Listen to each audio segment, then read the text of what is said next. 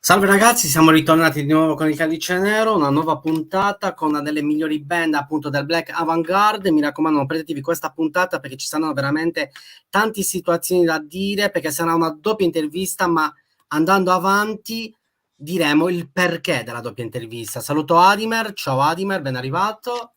Ciao maestro. Saluto anche Margrave Anarca, appunto dietro regia, che tornerà presto. Ricordo che domani ci sarà Ecate Edizioni. Saluto Sara, un bacione e un abbraccio. E mi raccomando, ragazzi, il 2 di giugno ci saranno i Dark Tranquillity. Salutiamo Nico, a post mortem. E oggi presenta a te l'ospite, a te Adimer.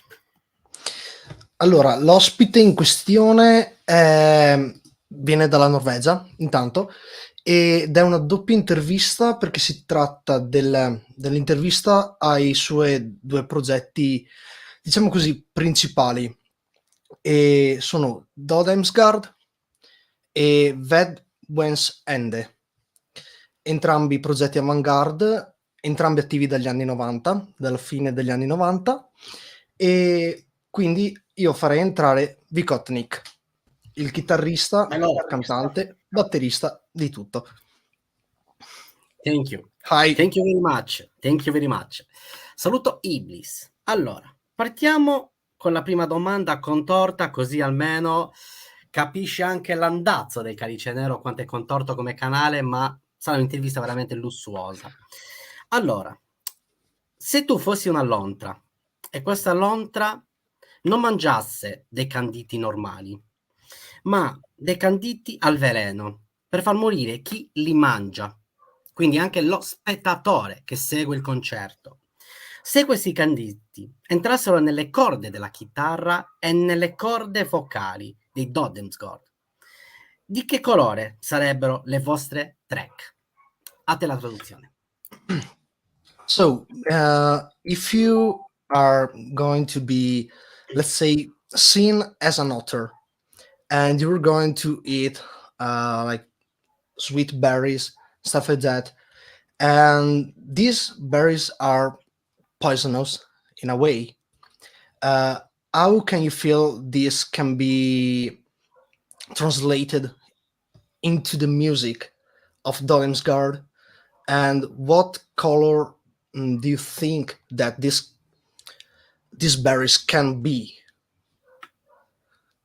Oh, that was Translated to the music. odd question. I understand why they call you the Maestro now, I guess. But you know, poisonous berries can be good for something in the sense that if you eat just a slight bit of the poison at a time, you will get immunity to the poison, and as you go further and further down that stretch of poisoning yourself, you're actually developed a resistance to it. So I guess in many ways one can make an analogy from the poisonous berries in the sense of the Dødheimsgard career, starting out with Krone til Konge, which is quite a traditional record with just a slight bit of poison in it. And as the career progressed with Dødheimsgard, there were much more poison present in our products and also more colors. So I guess the color of the first berry was probably black, and then some darker blues and purples were interjected until there was neon lights, I guess. Okay, so thank you for the reply. I will translate now to Italian. Praticamente ha detto che questi canditi hanno, diciamo, un poco di veleno al loro interno, nel senso che praticamente servono principalmente per creare quella resistenza al veleno stesso e un'immunità, in modo da poter sopravvivere mangiando questi canditi, come li ha chiamati. E diciamo che tutto questo è iniziato con il primissimo album loro, quindi Kronet del 95, e ha detto che se dovesse trovare un colore sarebbe sicuramente all'inizio nero, per poi trasformarsi in un blu scuro, rosso, violaceo, per poi arrivare addirittura a un colore fluo. Ok, molto interessante. Salutiamo tutti, Marco, Psicatum, Iblis, Stefano. Allora, vai con te la prossima domanda, Dimer, prego, a te la parola. Ok, allora, io intanto volevo chiedere riguardo sia Dødheimsgard e Vedbesende, sono nati praticamente nello stesso periodo, nel 93-94, e volevo capire cosa l'ha portato a creare questi progetti e perché proprio due entità così simili, perché comunque sono due progetti avant-garde, eppure così separate. So my question now is about both your project Dødheimsgard and Vadbesende, and it's basically revolving about the fact that both projects or bands are born around the same time, so 93, 94. And I just wanted to ask you, why did you start those projects, and what is the actual difference? Why giving these entities two different names, even though they are in a similar kind of genre, since they both are considered as avant-garde, and why you keep them separated? Yeah, this will be a very like factual and historical answer, I guess, and not so much a philosophical one or abstract one. But like Dødheimsgard wasn't all that experimental to begin with. It was quite the contrary, and I think the slight anomalies that wound up on that record were probably just happened there haphazardly. It wasn't planned to sound any different than a black metal, like standard black metal record. Now, I'm talking about Kron to Konge. So I pretty much started Dødheimsgard because I already had Vedbuens and already had an avant-garde band, and starting Dødheimsgard was actually initially just a response to that, because I missed playing just standard black metal. So I just wanted another output, like where I come from musically was pretty much standard black metal. So by 94, 95, I had been in the scene since 91. So I probably already regarded myself as a veteran back then, so, and we already we're into quite pronounced avant-garde territory with Vedbuens. So yeah, like I said, Dødheimsgard was a response to that. I missed playing like more straightforward black metal, so I needed to start another band at the same time that had that approach. And of course, it all developed from there. Things change one minute to the next. Yeah, you never know what's coming next and stuff like this. No, but if you look at it contextually, in hindsight, you see that there was no more Vedbuens, and we only did that one record. So it's logical to think that that's one of the reasons why some of the avant-garde expressions seeped into Dødheimsgard eventually. Yeah. Ok, thank you. Praticamente tra i due progetti è nato prima Vedbesende, e chiedo scusa, è un attimo complesso leggere il nome così al volo. E praticamente Dødheimsgard è nato come appunto successivamente progetto che doveva essere inizialmente proprio black metal dritto per dritto, poi si è trasformato molto più in un progetto sperimentale, perché appunto lui dice Dødheimsgard è nato appunto perché voleva suonare black metal dritto per dritto, e lui già faceva black metal dal 91. Con Vedbesende ha avuto questa vena avant-garde, però voleva tornare alle origini. E appunto la trasformazione è venuta successivamente, perché appunto con Bad Boys End è uscito solo un album e praticamente nel corso degli anni quelle cose che erano rimaste di avant-garde si sono trasferite su Dødheimsgard, ed è questo principalmente. Appunto lui si sentiva un veterano già all'epoca, perché comunque era già da 4 anni nella scena, da quando è uscito Cronet. Ok. E appunto questa è rimasta molto storica come risposta, quindi non c'è nulla di filosofico di per sé dietro questa domanda. Ok, leggiamo qualche commento tipo Marco Capellini, per favore Margrave Anarca, se lo metti in sovraimpressione, appunto di non dimenticare nella maniera più assoluta i Dold, Vord, Ens, Nevn, o come si pronuncia, non so se la pronuncia è corretta o meno, che è un altro dei progetti appunto super mega interessanti. Poi Margherita Anarca, se fai il favore anche mettiamo qualche commento tipo di Iblis, dopo Stefano Colossi c'è appunto il commento di Iblis, per favore in sovraimpressione Margrave, a te la parola, a te la lettura, Adrian. Okay, so Iblis is asking you about your indie influences that you have in your music or in general.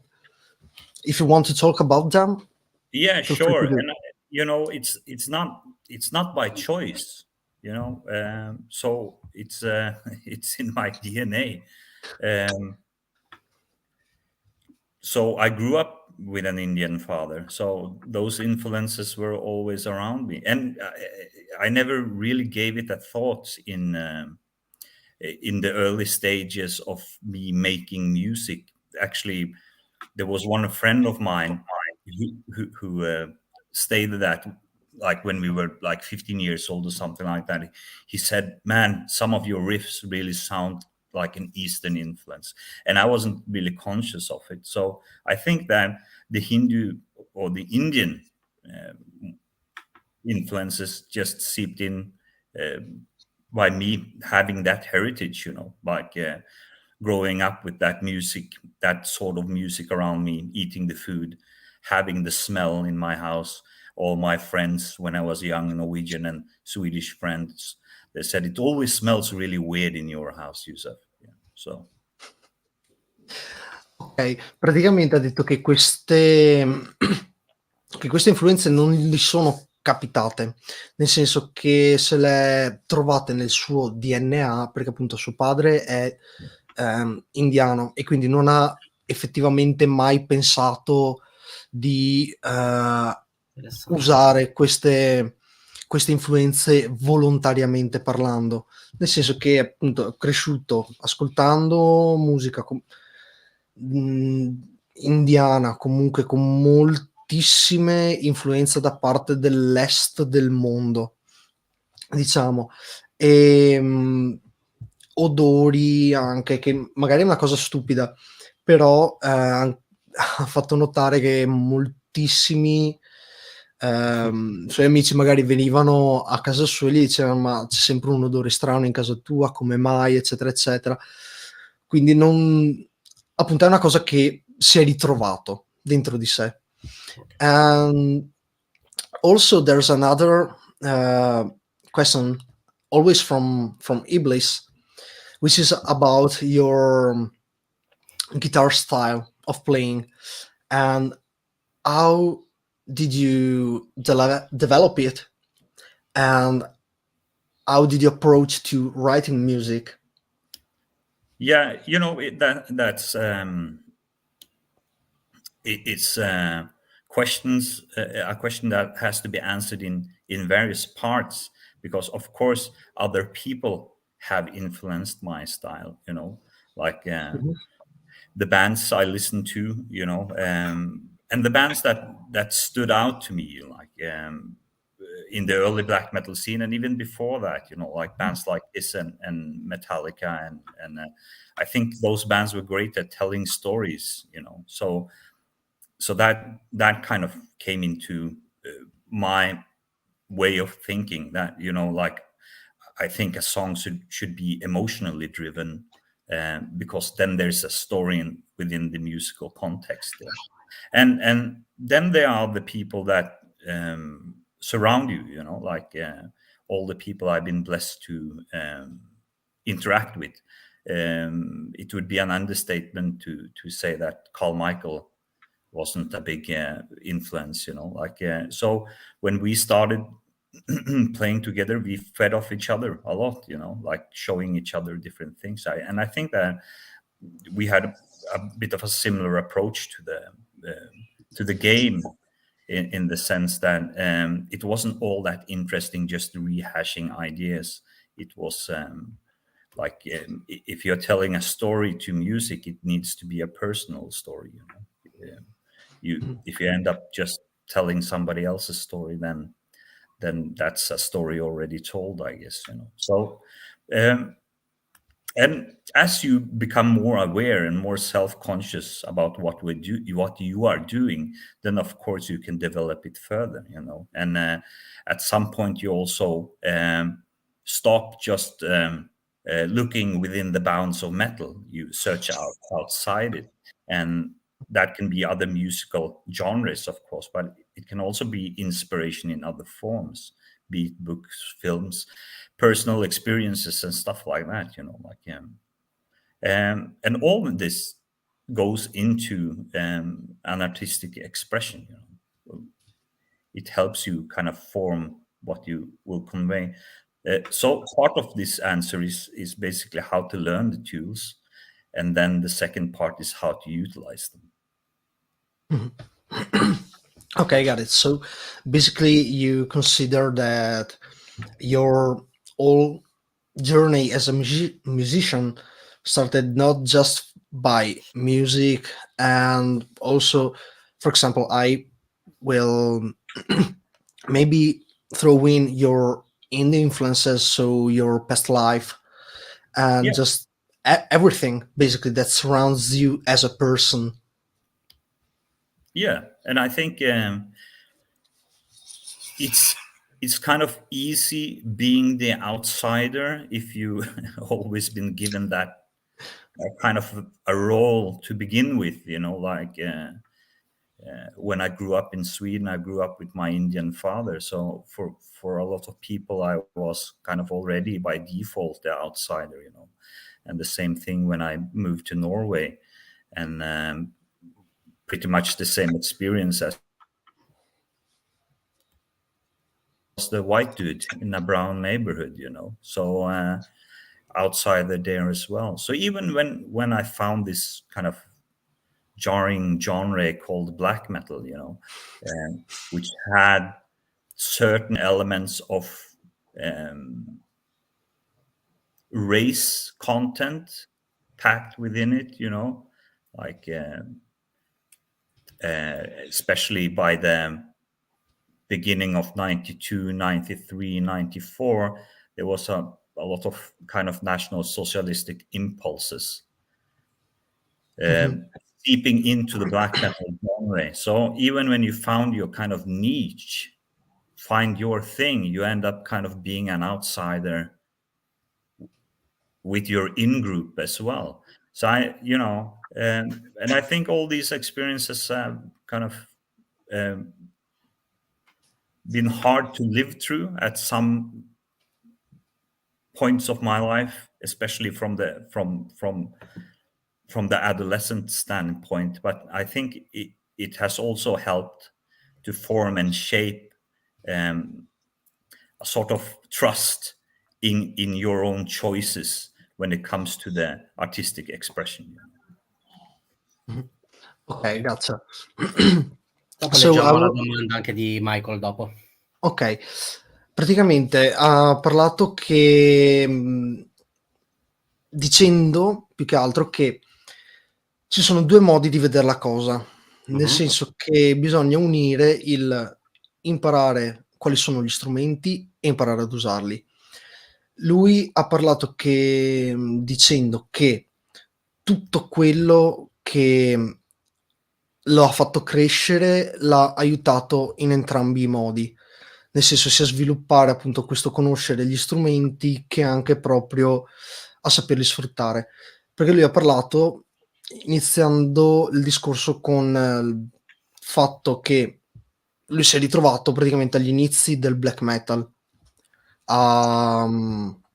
Quindi comunque parliamo di fine anni 80, comunque era il periodo dei Metallica, citato ad esempio, e di tutti quei gruppi che di per sé non è che suonassero per suonare e basta, ma che lui sentiva come gruppi che raccontavano storie attraverso la musica, e questo l'ha portato a scrivere anche lui stesso musica che si può considerare emozionale nel contesto in cui si trova.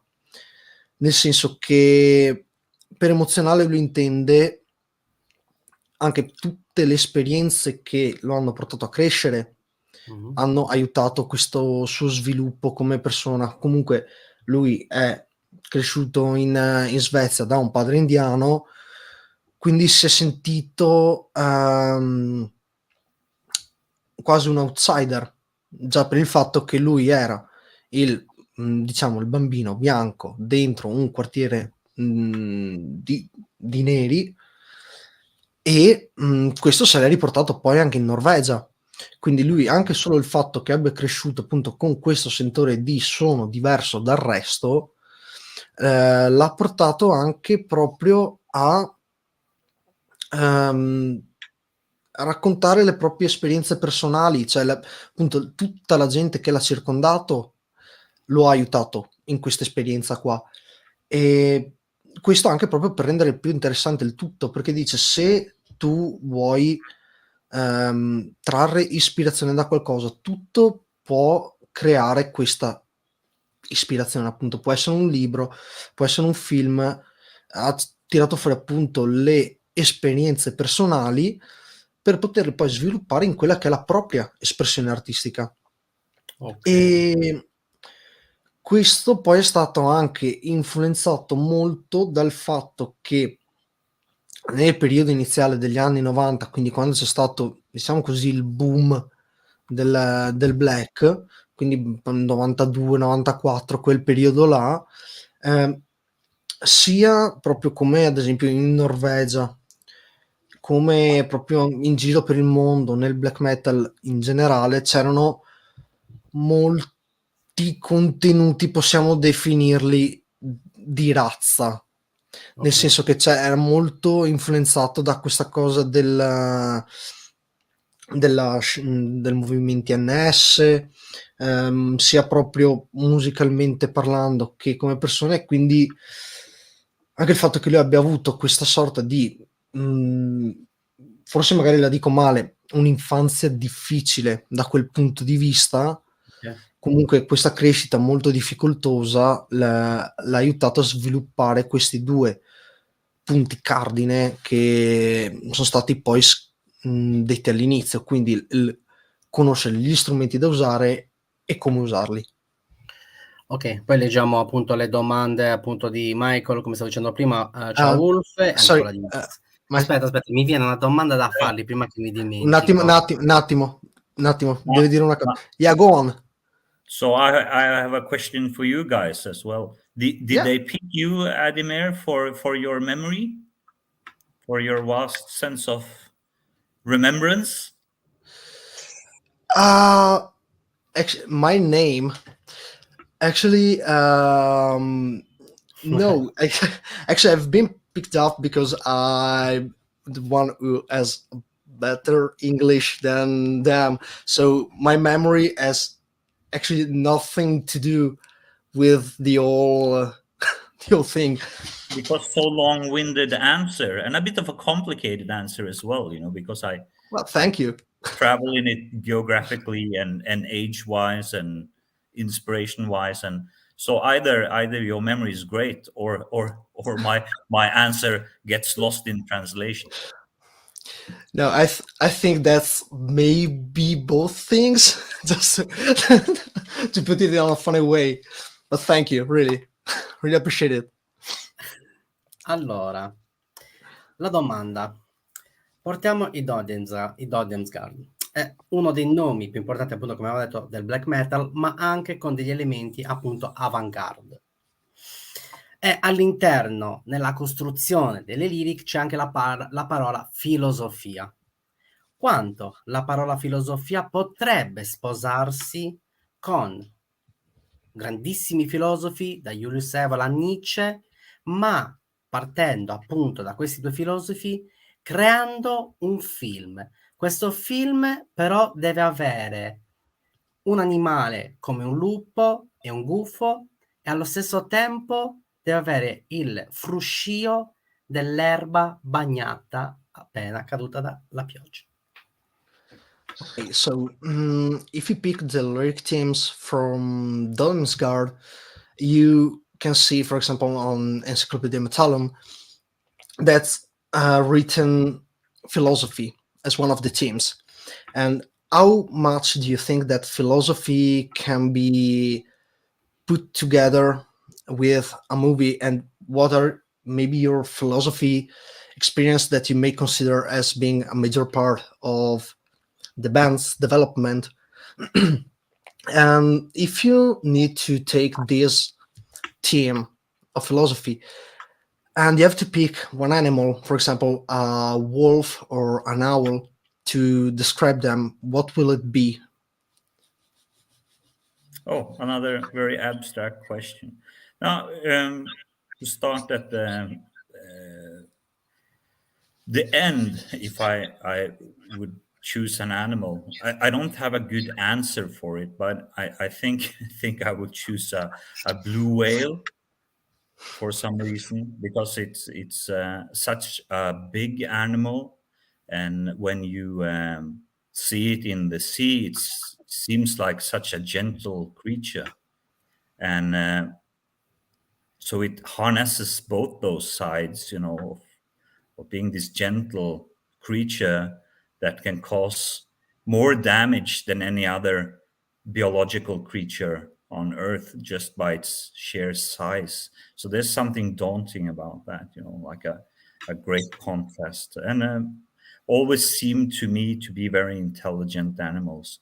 And I don't know why, but I also always perceive them as sad or melancholic.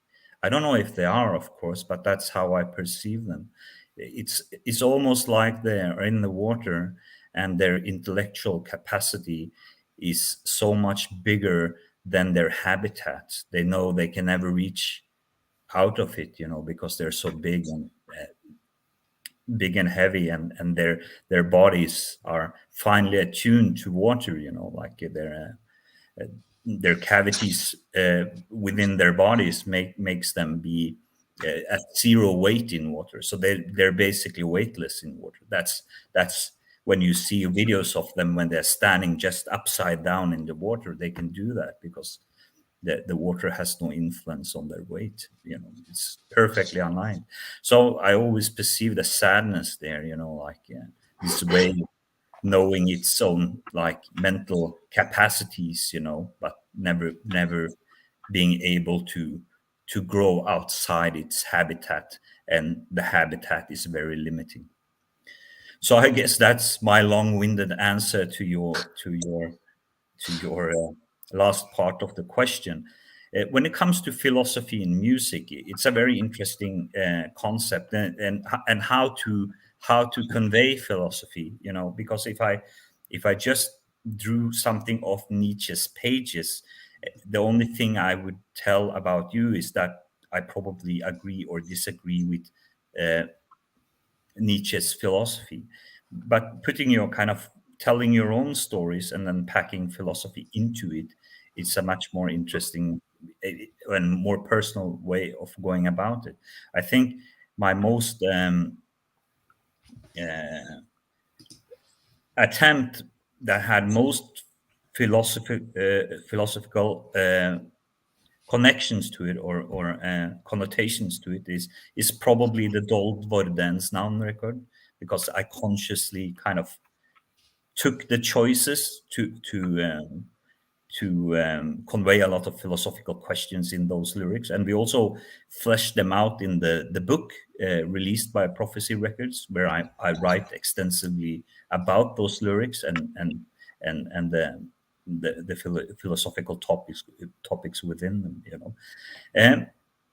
And I think the philosophy maybe in Dødheimsgard is probably sometimes more retrospectual, that you are writing about your life, and then when revisiting it, you also see that there are kind of philosophical matters contained within the lyrics. I don't know if did you ask about to pick a philosopher as well? What do you see as your main influence? I mean, one of maybe your main influences, if there are not many that are upon the same level. Yeah.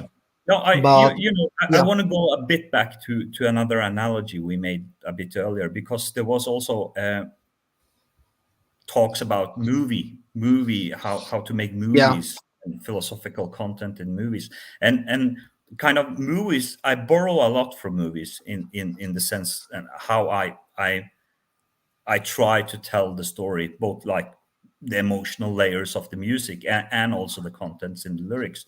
And what makes movies so incredibly interesting medium to convey art in is that if you make a movie about rape, for example, nobody will accuse the director of being a rapist, you know. If you make a movie about genocide, nobody will accuse the director of being a tyrannical maniac that wants to kill everybody. And that's why I think it's such an interesting medium, because it's accepted in movies that you can portray your story, and you won't necessarily be criticized for the content. It will be scrutinized.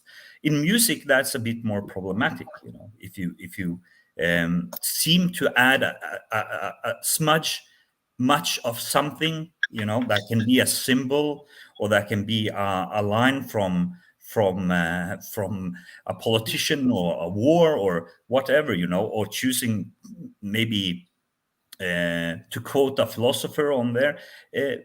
People tend to think that that's your kind of mainstay mentally, you know. So yeah, and then in the end, what philosopher that interests me right now, I think it's Matt Dillahunty.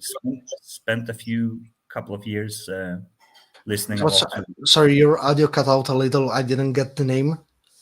Matt Dillahunty. Delhanty. Yeah, Okay. it's not necessarily that I agree about everything he's saying. On the contrary, but I think his approach to classical logic is very interesting, and he's a great orator. So it's interesting to listen to how he breaks down assertions and draws content from there, or the lack thereof, basically. Yeah. Mhm. So good luck with translating that. I will try my best. Ok. Praticamente come animale lui dice che prenderebbe molto tranquillamente, ad esempio, la balenottera azzurra, perché è comunque un animale molto grande che vede comunque come è gentile, bello da vedere, e diciamo che può essere sia questo, ma anche come l'animale più pericoloso del mondo, perché basta anche proprio la questione della sua stazza per scatenare danni enormi. E oltre a questo c'è un aspetto un po' più, diciamo così, mentale quasi, nel senso che vede questo animale come un animale molto malinconico, molto quasi triste, nonostante sia comunque molto molto intelligente, e almeno lui li percepisce come tali. Quindi questo, unito al fatto che comunque appunto se si ricorda com'è la balenottola, è praticamente cava, è un'enorme gabbia, cava all'interno, e questo anche lo permette appunto di stare a galla, eccetera eccetera, quindi si ritrova ad essere, diciamo, un animale molto più grande di quello che è il suo habitat, diceva. Quindi con delle capacità mentali molto elevate, che però deve stare là, cioè non c'è modo di farla uscire. Per quanto riguarda la questione filosofia, invece, per quanto riguarda i testi dei Dødheimsgard, eccetera eccetera, lui ci ha visto molto Nietzsche, nel senso che appunto ci sono varie cose che ho perso purtroppo ascoltando il discorso. So I've lost the part about Nietzsche in the beginning and the meanings of why you chose him as maybe one of the main philosophers that you were getting to. I didn't. Okay. I think I think why Nietzsche is usable in our genre is that Nietzsche is a nihilist, you know, and Okay. he also uses a very he has a lot of poetry to his language and his writing. Even if I have never even read Nietzsche in his original language, it's still all the interpretations are really poetic, and he uses a lot of pictures or imagery, I would say, you know, like, Okay. so it's a very usable philosopher in our genre. But I don't think I've used like Nietzsche like as a template for anything, but I No, guess not as a template per se, but as one of the thing that can be related to the genre you're making, and why you feel it may be connected in a yeah, way. like I said, I think maybe the Dødheimsgard lyrics on second visit, you know, when you read it back, you see that, okay, there is some philosophical content here.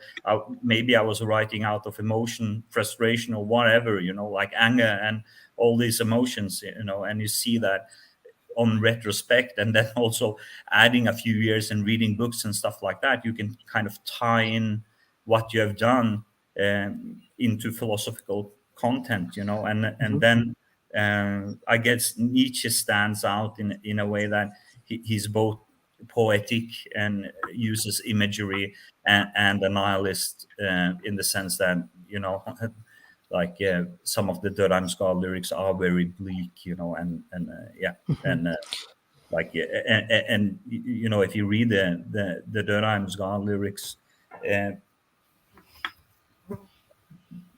there doesn't seem to be much sense of a hope in there, you know, and I think that kind of probably what translates into philosophers of that kind. Yeah.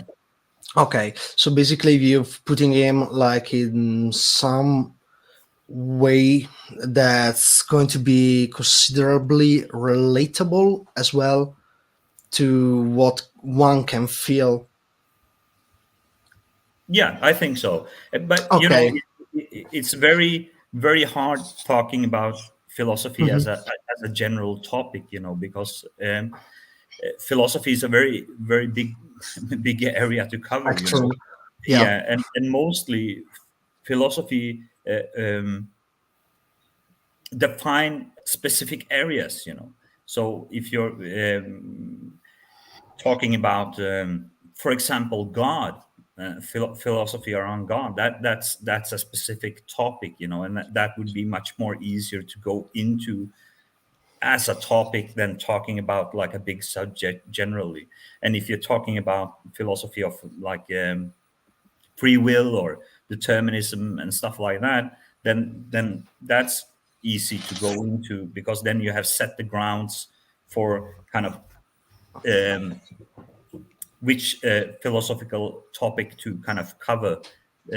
But this is a more general question, so my answer will be more general as well. So that's probably why I cut into Nietzsche for a bit, like, because it seems to be like a philosopher that aligns with a lot of black metal lyrics, and I think probably mostly unconsciously so, like probably a lot of people that write black metal lyrics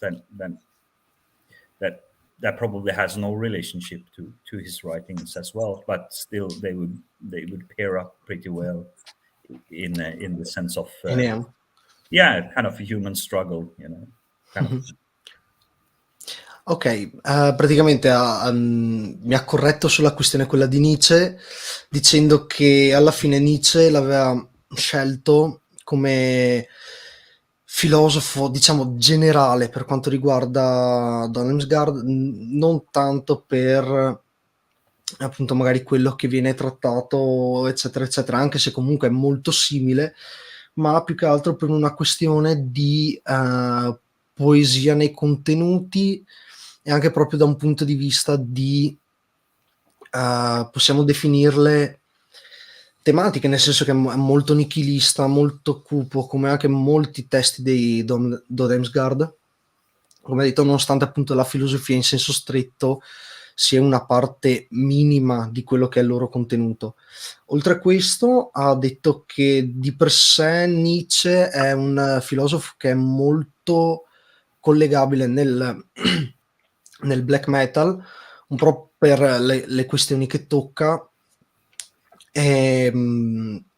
ma molti magari neanche se ne rendono conto, nel senso che toccano determinati tasti, determinate corde all'interno dei loro testi che possono essere correlati a, quindi senza un collegamento diretto. Ha detto che comunque non ha mai avuto modo lui di leggere Nietzsche in lingua originale, ma comunque l'ha sentito molto molto simile.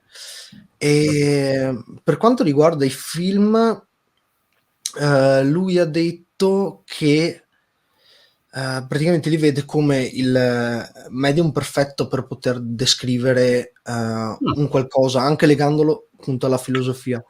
Lui ha fatto gli esempi di magari un regista che fa un film che si basa su stupro o su olocausto, eccetera, eccetera. Nessuno va a dire a questo regista sei uno stupratore, sei un omicida, quello che è. Praticamente c'è molta più libertà di poter descrivere un qualcosa all'interno di un contesto, cosa che invece magari nella musica devi comunque stare molto più attento, quindi dice che forse sarebbe più collegabile, cioè preferirebbe quasi che venisse trattato anche da quel punto di vista la musica. E praticamente lui ha definito anche il fatto che uno dei filosofi che segue al momento si è un attimo distaccato da tutto questo, appunto perché si diceva all'inizio, per quanto riguarda la musica è difficile per simbologie, contenuti, per qualsiasi roba, tutti possono puntarti il dito subito perché dicono sei un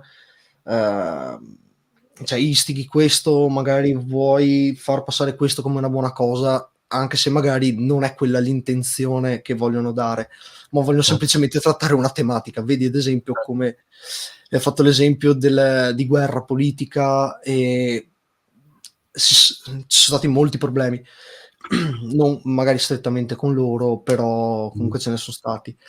E come filosofi attuali ha parlato di Delahanty, che anche se non è magari d'accordissimo con quello che viene detto, dice che magari molte parti dei loro testi, dei suoi testi, dei suoi contenuti sono molto molto buoni, perché comunque sono molto logici, molto diretti, esatto, e molto terra quasi mi verrebbe da dire come termine, perché comunque è un ottimo oratore, cerca di dare un nesso, una logicità alle questioni, anche se magari una logicità non ce l'hanno strettamente. Perfetto. Leggiamo la domanda appunto di Michael. Prego. Ok. No, aspetta. Can I add something more? Yeah, sure. Like the film or movie analogy, you know, like I wanted to highlight that because it's really important for me to kind of in music not to just cover one topic but cover several topics. Like I'm interested in philosophy and like the human state and nature and my own experiences and how they tie into that, you know. But I'm not a preacher per se, you know, like so it won't necessarily mean that every lyric I write that will be my philosophy. You know, sometimes that can only be a mood, or that you're writing about a topic, maybe from an adverse level, or from a level that you recognized before, but now you're criticizing it, or whatever. You know, I think if like, let's say you're a satanic black metal band, you're not really into philosophy anymore. You're a preacher. You're basically a preacher. You know, so I want to make that distinction when we talk about philosophy in music, that nothing is really set in stone here. Tomorrow I can write a new song about a different topic, you know, or write a lyric that I'm not tied into anything that's limiting, you know. Whatever is interesting, I'll try to write about. So basically you connect this question to also the previous one, which was about you seeing musicians back in the days, like as you stated, Metallica, for example, that were more like storytellers. And so for the lyrics, you want to be more of a storyteller. Yeah, I don't know if I'm a storyteller in that sense, that I'm not making kind of I'm not writing a narrative that's fictitious. You know, I'm not writing fiction, so I'm not a storyteller in that manner. But what I'm saying is that I'm not tied down to one subject, you know, and that's always a slippery slope to go down when you talk about philosophy in metal context and in metal use, because you're not really talking about the, the school of philosophy. You're just talking about whatever philosophy, you know, people tend to believe in.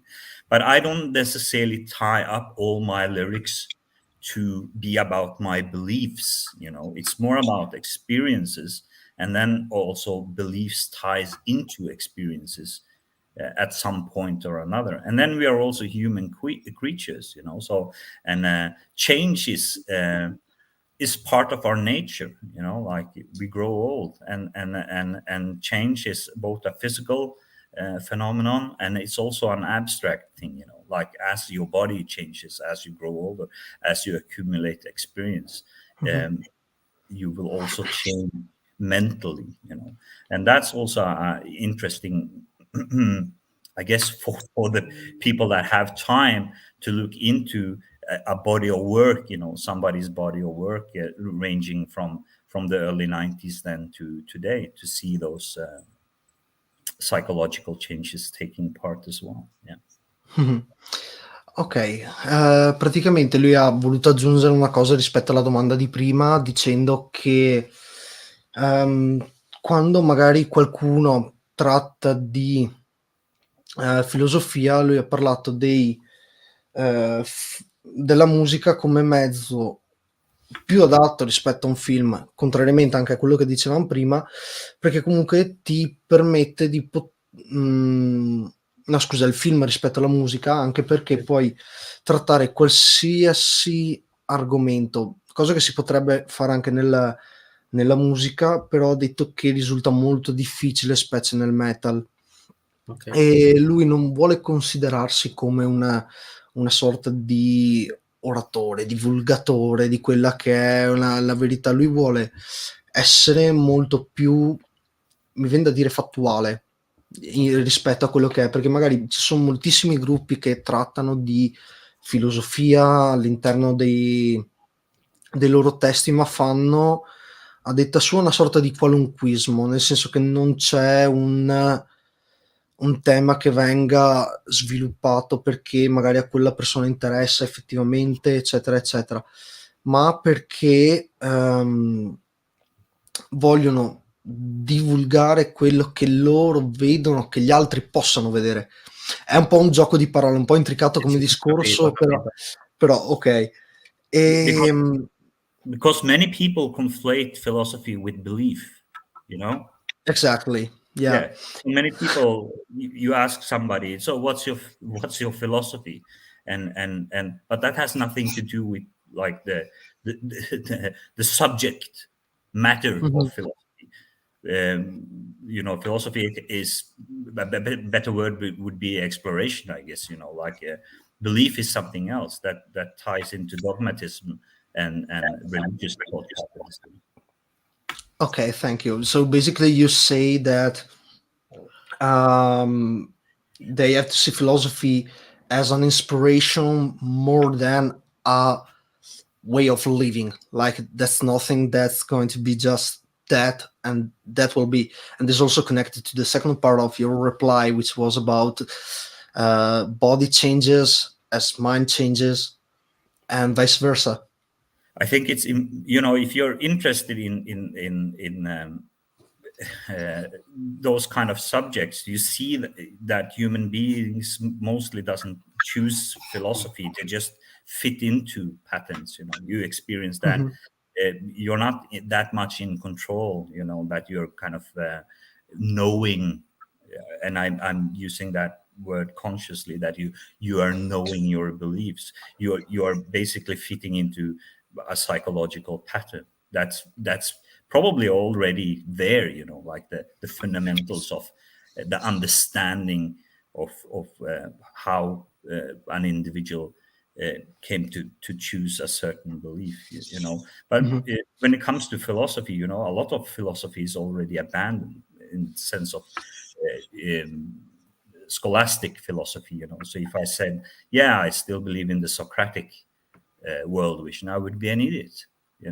So of course, philosophy isn't something that like a belief, like it's something you believe, and sometimes also without the proper evidence to back up those beliefs. Philosophy kind of works the other way around. Philosophy sets out to prove itself.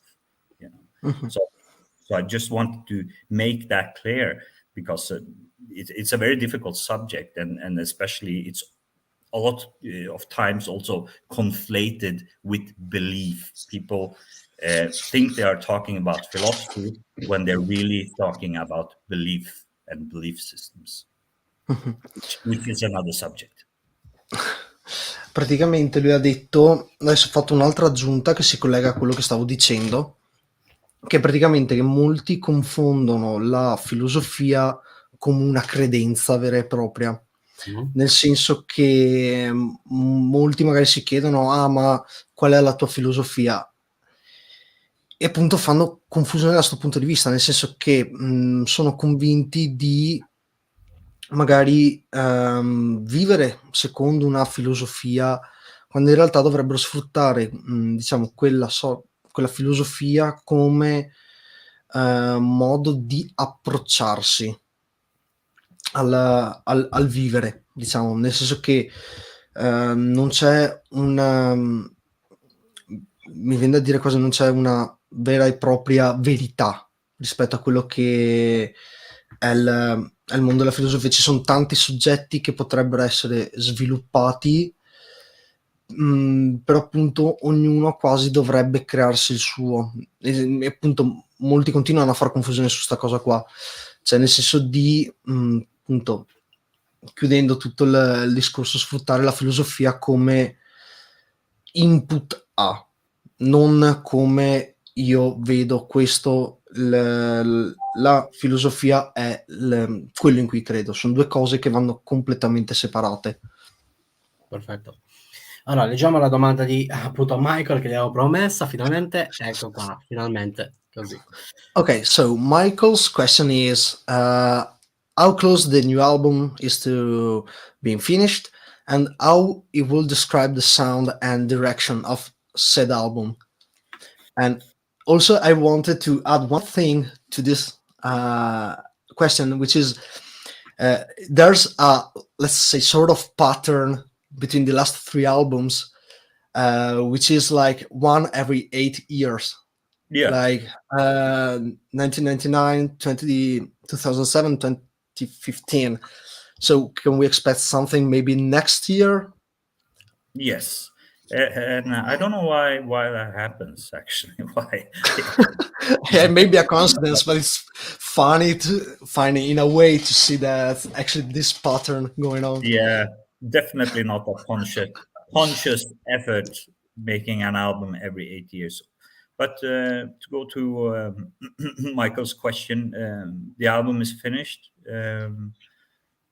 It's currently being mastered in Greece. So by Harris and Pablo, two great friends in Greece, taking really good time and a good effort to assess the product and do their best effort to make it sound as good as possible. And when it comes to the more descriptive terms relating to the album, that's always a slippery slope, because this will only be my kind of subjective thoughts in relation to my own work in a way, But I think he will agree when he listens to it, if I say it's probably the most introverted album I made. I think, and that's not really difficult when you're me, because all my previous Dødheimsgard album are so extroverted, except Umbra Omega, which was maybe kind of a 50-50% of a deal, had that introspection, introvertedness, but also kind of the fury of being extroverted at certain sections, both lyrically and musically. So I guess a good starting point for this album would be if I go back to the previous record, Umbra Omega, and I choose the song Architect of Darkness, which is maybe the slow song on that album. I think that's a good template to describe the continuation into Dødheimsgard territory. That's the song that's most relatable to what happens next, I guess. It's a very simple album, basically, and I also have thrown in a lot of kind of historical homage into this album, like basically cut down my riffing to almost resemble like 1993, 94 kind of riffing. And it's not been a conscious choice. It's something that's driven out of emotion, I guess, and trying to tie the symbiosis between what you're writing lyrically and what you're making musically. So this is what turned up this time, I guess.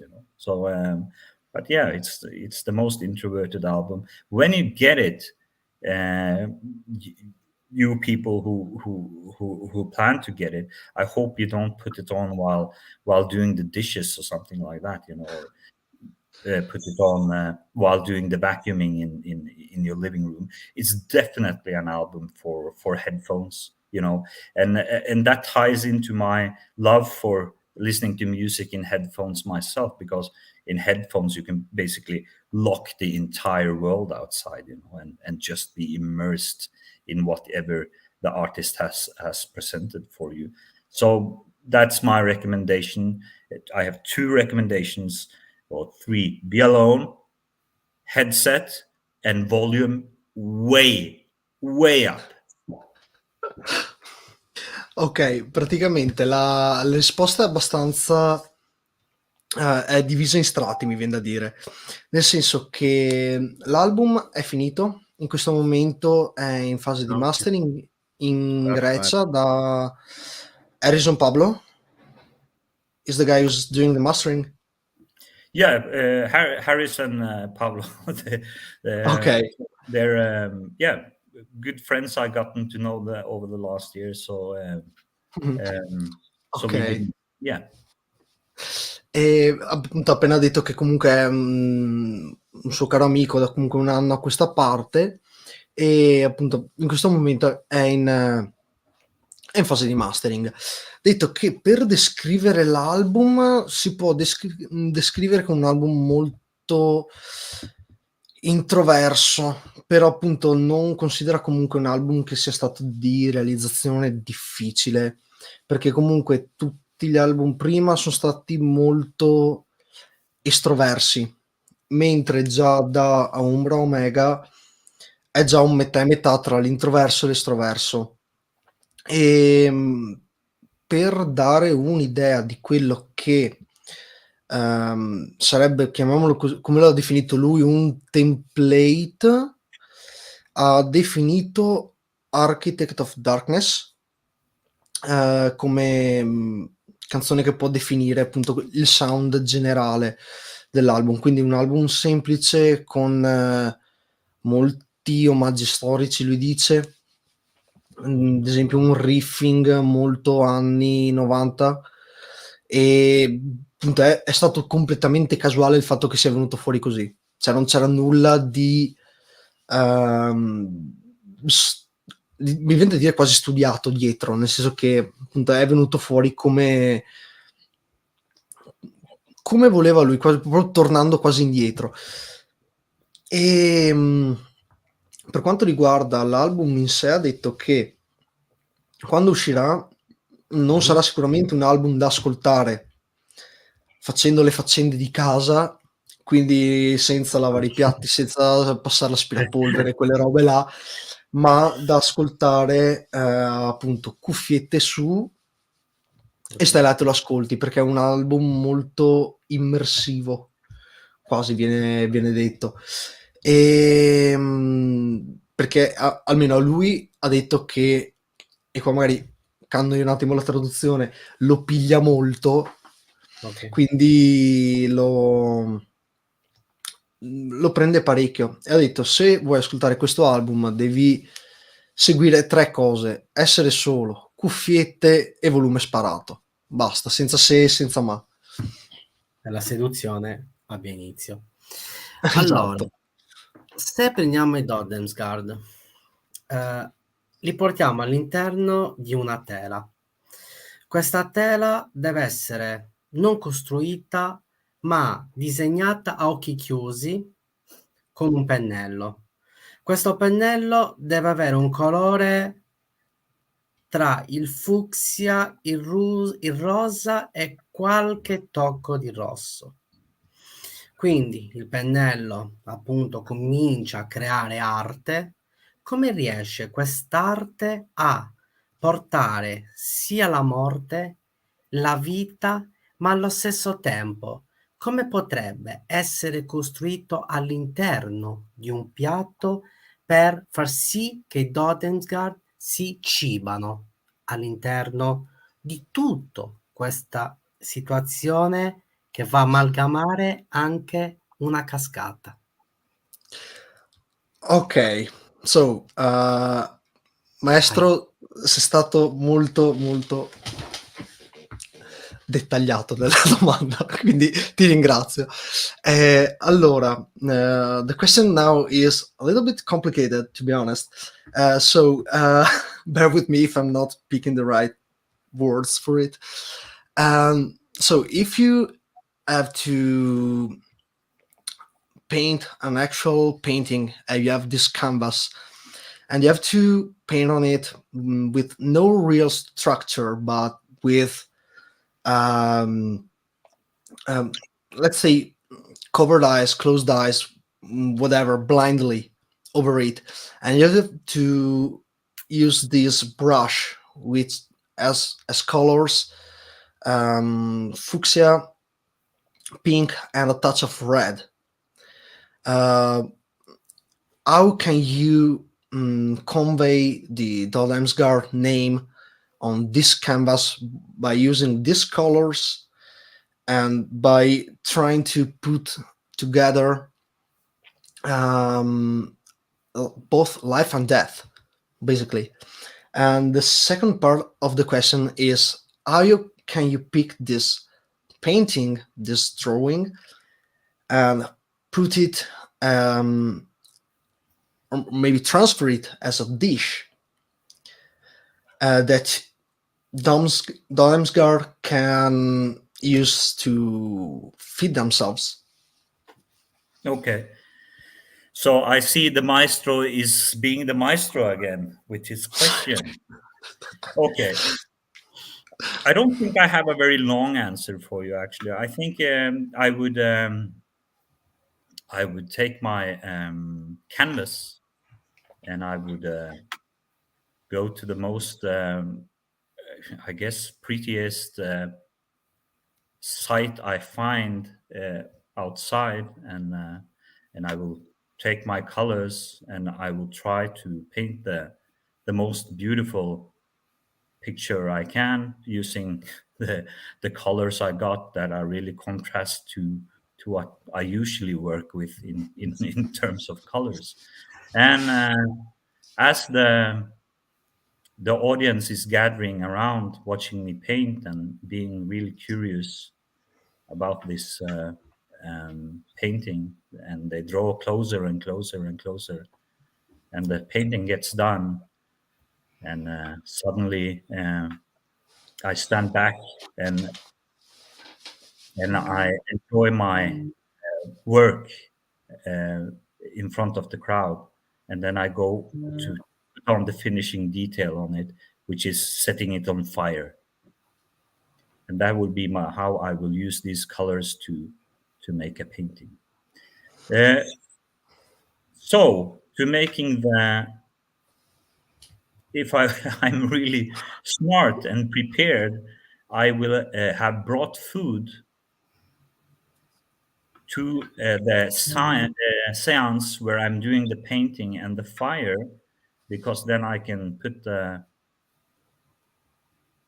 food on sticks, and we can make the food on the fire from the canvas, and I can feed it to the people that are still watching and haven't ran away yet. Okay. So I've kind of lost myself in the second part of the question, but I'll try my best. Praticamente lui ha detto che se dovesse creare un dipinto, praticamente andrebbe in un posto molto disperso, diciamo, e si metterebbe a dipingere, diciamo, un paesaggio che gli viene in mente, sfruttando quei colori che appunto gli dà molto contrasto rispetto a quello che comunque c'è di fronte. E ha detto che lascerebbe che le persone si possano avvicinare mentre lo vedono creare quella tela. Ha detto comunque, per quanto riguarda la fine poi del quadro, che si allontanerebbe leggermente per vedere quella cosa quasi prendere fuoco, ha detto, appunto perché i colori sono comunque quelli là. And actually I've lost myself about the second part. The second part of the thing. I've lost myself a little. Yeah, no, it was a joke, because what I'm saying is, if I put the painting on fire, then I will have a bonfire to make the food, right? Yeah, that's true. Yeah. Quindi praticamente ha detto che se desse fuoco a quel quadro, praticamente sfrutterebbe piuttosto quello come punto da cui fare i piatti, che diventerebbe appunto un falò piuttosto che qualcosa di effettivo. Ok, Adimer, la domanda di appunto Absicatum, e poi chiudi appunto con la domanda del Calice Nero, a te poi la specialità della casa. Prego. So Absanctum is asking about the the album Satanic Black Heart. Yeah. Which, what can you say about it? What are I guess your opinions of it? Quali sono le sue opinioni a riguardo? Cioè, cosa pensa di quell'album? I guess with the album he's asking about is the EP called Satanic. Yeah, the EP. Yeah. So yeah, you know, the chaotic nature on that EP kind of reflects on the situation we were in back then. You know, like I'm not sure if I can go into everything and what's wise to go into, but basically, you know, like we're in our early 20s. I think I'm barely 20 back then, 97. Yeah. So obviously life is chaotic. And then you also have, you know, like this genre that you're toying around with called black metal that also kind of pushes you in directions. It's not only asking you to make music. At that time, at least, it was only also asking you to do certain things, you know, in relation to put into your art or express through your art. And there was kind of a notion back then, if you kind of was a false prophet, so to say, if you kind of made an album in this genre and what you said on that album was a pack of lies, basically, that was kind of a taboo in this genre that would have gotten you kicked out. You know, you wouldn't be accepted anymore. So that's also a mindset in the whole thing, you know, like making life into art, I guess, you know, like I don't think we consciously necessarily were that adamant, or we could go into that sort of explanation I do today. It was more like it compelled you. You were compelled to seek out certain experiences and stuff like that. And yeah, you know, like going. I won't be too detailed, but of course it was a time with quite a large amount of violence. That's one thing, you know, like you know, I think there's no real mystery in relation to DHG and drug experimentation. I think everybody knows about that by now. So of course it was a really violent time, and I think like trying to kind of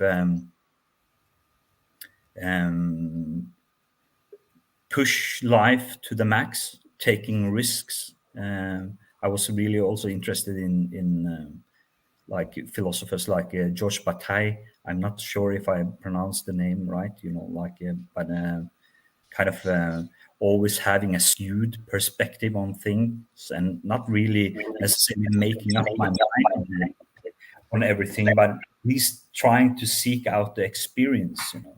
So, and back then you're also very free, you know, like none of us had jobs, and man, I didn't even have a place to live until I don't know, like I was homeless for a couple of years at least, you know. So, and of course that also ties into it all in the sense that you are out in the open, so to say, you know. You're not within protected walls. So being out in the open 24/7, you kind of subject yourself to a certain amount of experiences, you know, like by the kind of the non-control that you don't have really control over your surroundings, you know. So you are set to observe them and experience them. And the other aspect of freedom is that, you know, like when we were that young, we could really just pick up our bags and go somewhere, you know,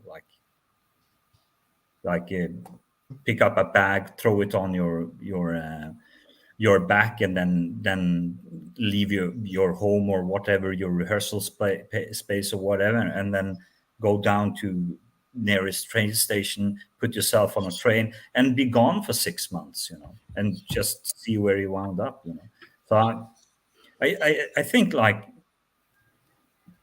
I can't really remember our conversations back then specifically in relation to our products, but I think that was really important for us, that whatever we did musically, that it also reflected some sort of honesty in relation to what we subjected ourselves to, and I also guess that's why Dødheimsgard, after a while, kind of stuck out, sounded different than most bands, because we weren't really working on a musical template anymore. We were working on more of an experiential, not experimental, but like experience bound template in relation to make music. So again, like life and art, and art and life, and all that. Yeah.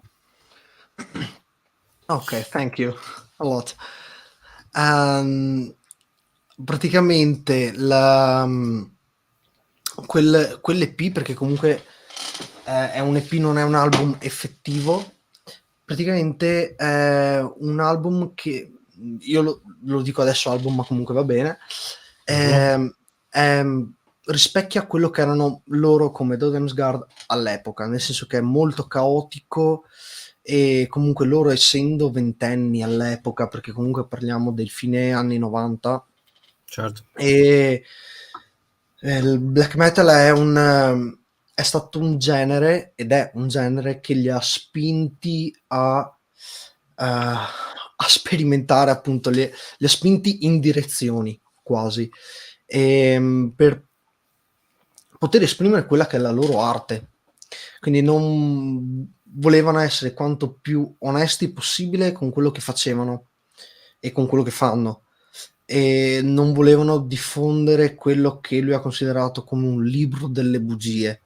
E questa sorta di approccio è diventato poi il mindset, sia per quello che è uscito, che proprio per quello che è stato successivamente l'esperienza, appunto, Dødheimsgard. Loro, partendo da quel punto là, hanno detto: bene, bisogna iniziare a cercare determinate esperienze, perché appunto è stato anche un periodo, diciamo così, di molta violenza, quindi hanno visto anche molto di quello là, e parliamo comunque di un periodo in cui lui si è ritrovato anche senza tetto per un paio di anni, eccetera eccetera, quindi in quegli anni là non sei protetto, non hai vulnerabile.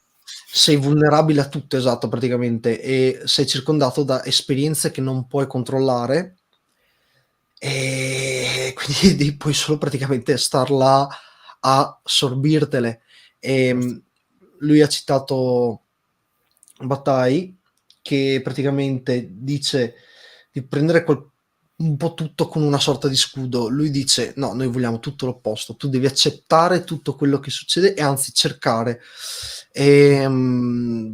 Appunto, c'è questo aspetto di libertà che viene fuori, che loro vogliono tirar fuori, e che cercano di, appunto, rendere parte integrante di Dødheimsgard. Appunto, dicevano anche a quegli anni là potevi prendere benissimo a 20 anni, vai in treno da qualche parte, Certo. prendi il tuo zaino, te lo carichi là e parti per anche 6 mesi. Appunto, volevano essere onesti su quello che facevano, e questo dice che li, appunto, ha aiutati ad uscire, a farsi notare, perché non hanno più iniziato ad usare musica facendo dei, chiamiamoli così, template di quella che è la musica, cercando di creare una musica quanto più esperienziale piuttosto che sperimentale.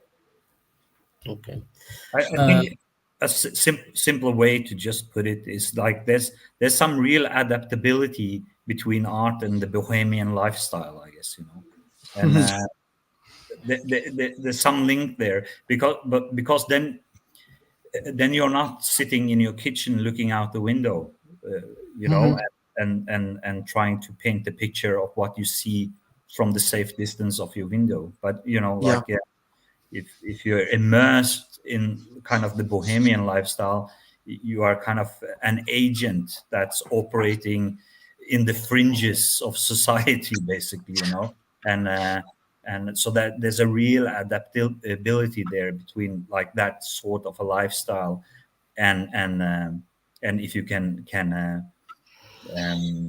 make that into an artistic expression, it can be very potent. So basically, it's like a little to be seen about him kind of thing. One more time, I didn't catch you. Sorry. So basically, a little to be seen about him in that kind of lifestyle. Little to be seen about that person that's living that lifestyle. Yeah, just that doesn't want to get noticed in a way. Yeah, I think I think that's also an interesting observation. But I think there's nothing it's really nothing to get to know, in a sense, because you're always kind of on the run. So every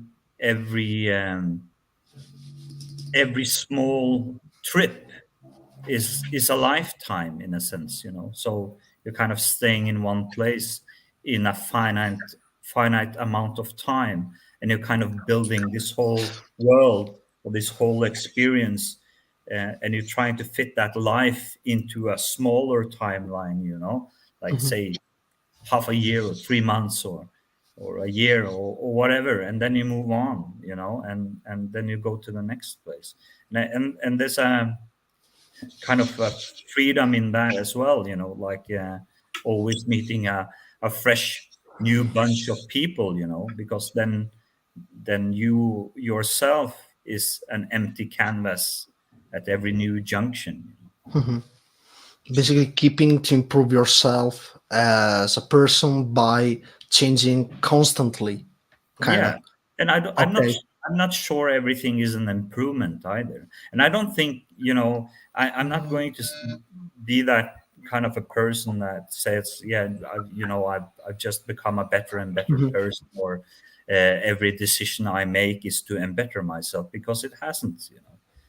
Some choices I made are maybe sometimes done for the opposite reason, like something sometimes done things are morally despicable, or morally not on a high ground, at least, but you do it anyway, and at least then you have the experience to kind of not only observe it from the safeness of your living room through a window, but you have the experience to convey, and the emotions attached to it.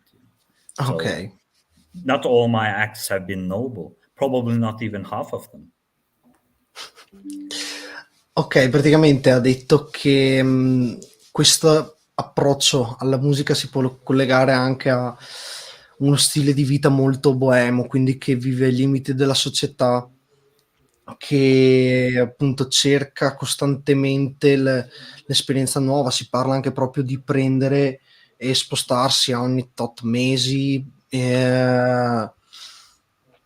e conoscere nuova gente, conoscere nuovi posti, continuare a cambiare l'ambiente che ti circonda, diciamo. Quindi è molto su quell'aspetto della vita, nel senso che bisogna continuare a cercare, cambiare, eccetera. Gli ho detto appunto che quindi queste cose possono portare a migliorare. Gli ho chiesto questa cosa qua, lui ha detto non necessariamente, perché ha detto non tutto quello che fai porta a migliorarti, può anche peggiorarti, e non è neanche detto che siano cose che magari che tu vedi per il tuo bene siano effettivamente un bene, che sia per te o che per gli altri, eccetera. E ha detto che molto probabilmente sarà neanche la metà delle cose che ha fatto, definibili come nobili in un certo senso. Però comunque le ha fatte, e quindi lui cerca quella cosa di stile, quello stile di vita là. E adesso, Adimer, secondo te che domanda bisogna fare? Prego. La domanda, so now I'm closing with this question, which is the usual one that's going to be made at Il Calice Nero, which means the black chalice, and it's about the drink, the alcoholic drink that can be drunk while listening to Dødheimsgard, and that can define the sound, the melodies, the evilness of the project, the depth of the project, and that can also be put you in a state of mind of, let's say, kind of bliss in a way. Yeah. So what alcoholic drink will it be? What would that drink be? Yeah, the alcoholic one, or maybe not. Something that's going to be describing Dødheimsgard in the way I described you. Yeah, like I'm not sure about the drink, but I'll tell a story, and this is about a friend of mine, and he was in a really depressed state, and he's been a friend of mine for many years, and but he's not really been into the drug scene a lot, so just a regular drinker. So and I hadn't talked to him in a couple of years, so I asked him, so what have you been doing the last couple of years? Yourself, I started doing some mushrooms and stuff like that, and then one day I was on really high on the mushrooms, and I thought, fuck yeah, I miss Yusuf. I'm gonna put on one of his Dødheimsgard records, and he put on one of the Dødheimsgard records, probably one of the later ones, and he said, "Oh man, now I got the full Dødheimsgard experience," and I think he's right in a way, because I think like the content what you kind of do outside your artistic expression, kind of consciously or unconsciously, it seeps into the product. So when it's made in that state of mind, or subjected to kind of that kind of environment, that would also rub off on the product. Ok, quindi praticamente ha detto che di per sé non c'è un drink o un qualcosa che possa effettivamente. Adesso c'è Margrave che probabilmente non, che siccome c'erano problemi con la corrente elettrica. Sì, no, risolto. Ok, praticamente detto che c'è questo episodio che voleva raccontare, praticamente, di un suo amico che si è ritrovato in uno stato mentale molto sul depresso andante, e non era neanche uno abitué di droghe, eccetera eccetera. Detto che si è ritrovato in una situazione dove praticamente era sotto effetto di funghetti. Ha ascoltato l'ultimo lavoro, appunto, loro, uno degli album loro, sotto appunto questo effetto, e ha detto: finalmente adesso ho avuto l'esperienza Dødheimsgard come nel complesso. 180 gradi, diciamo. Esatto, quindi praticamente ha detto di per sé non c'è una cosa che possa essere definita come quella giusta, ma ci deve essere un contesto, un tutto che possa portarti a fartelo piacere, quantomeno. The Dødheimsgard kind of expression, the sound, it's very mental, so anything you would do to alter your mental state while listening to that music will have some sort of an impact, be it making you happy or making you angry, or making you feel fair, I guess, like it probably will kind of strengthen some emotion, because there's so much, it's such a mental expression to begin with. So it's not metal, it's mental in a way. Yeah, heavy mental. Quindi praticamente ha detto che tutto quello che può effettivamente dare un boost alle tue emozioni, quello che può amplificarle, può essere utilizzato effettivamente per Dødheimsgard, che può essere sia renderti felice, renderti più incazzato, quello che è. Ok. Quindi ha detto che è più una musica mentale piuttosto che altro. Allora, ragazzi, le domande che non abbiamo fatto, adesso faccio una domanda appunto a Mister appunto Victonic. Vorrei chiedergli se è possibile verso agosto di fare la seconda parte Dødheimsgard interview, perché sarebbe un onore. Poi ci mettiamo d'accordo, naturalmente, orario, giorno, quando appunto a lui gli va bene, naturalmente. So basically, he's asking you whether you will be interested in making a part 2 of this interview, since there were so many questions coming from the viewers that we were not able to keep up with them all. So if you'd be interested in it, we're going to pick a date, an hour, and we can make it happen if you will be up for it. Yeah. Let's Okay. do it. Great. Allora, poi dobbiamo fare assolutamente appunto a non mi esce mai il nome, mannaggia. Vicotnik. Perfetto, gli auguri di buon compleanno, perché domani compie gli anni. Lo so, non si come si dice, non si danno mai gli auguri in anteprima, però ci tenevamo, perché gliel'ho promesso e veramente ci tenevamo tantissimo di fargli gli auguri. Un abbraccio grandissimo. Veramente un abbraccio grandissimo e tantissimi auguri. So is wishing you 2 hours prior to your birthday, at least 1 hour and a half. Wanted to wish you happy birthday, since tomorrow is your birthday, and is wishing you all the best for that. Yeah, that's basically it. Thank you very much. You're more than welcome. Grazie mille Thanks to you ancora. for... Un abbraccio da tutto il Calice Nero. A prestissimo.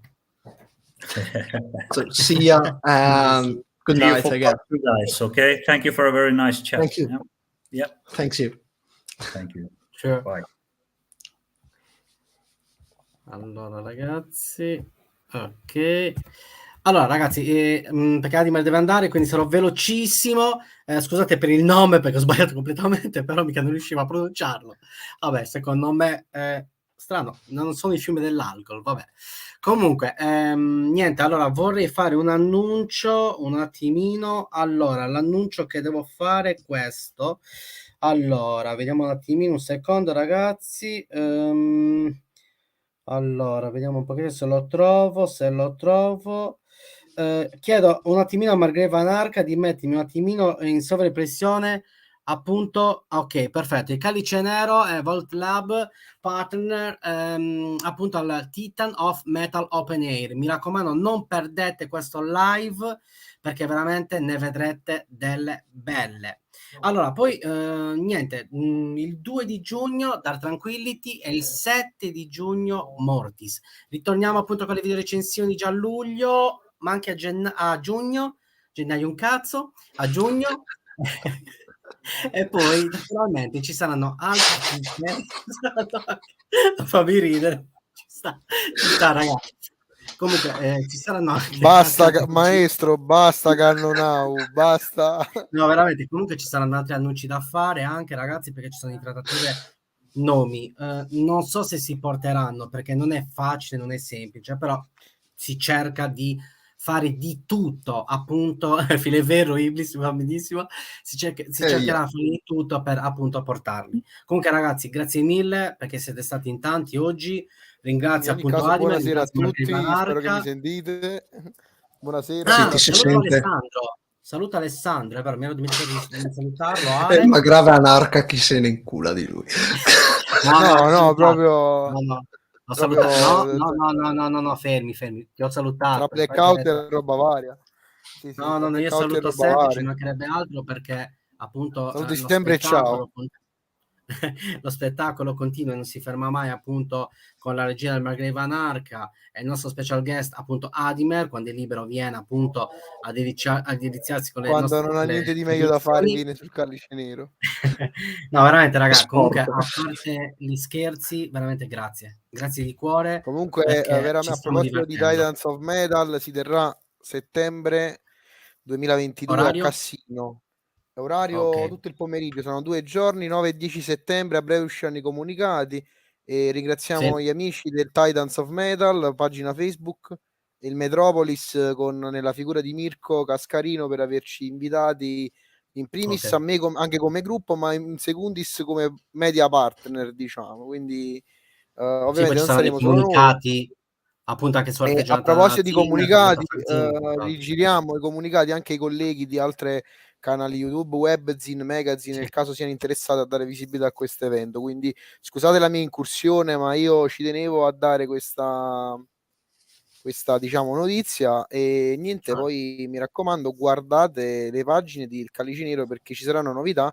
Io adesso faccio una sorta di come il fantasma del Natale passato, adesso sparisco e lascio la parola al maestro, che più maestro non si può, te l'ha detto pure lui oggi che sei il maestro. Quindi mi raccomando, ragazzi, ad honorem ci regaliamo una bella laurea in maestrologia al maestro, o no? ma Napoli, che Per le sue, cazzo. per le sue domande è troppo bello.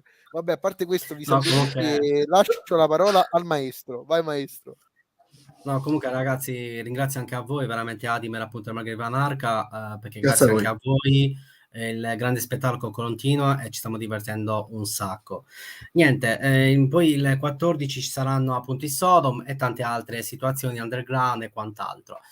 Io vi ringrazio, veramente ringraziamo a tutti, è stato veramente un divertimento, perché ci sarà la seconda parte ad agosto, infatti appunto, gli ho fatto la domanda appunto in diretta, perché ci sarà la seconda parte, ok ragazzi, dell'intervista di Dødheimsgard e non solo.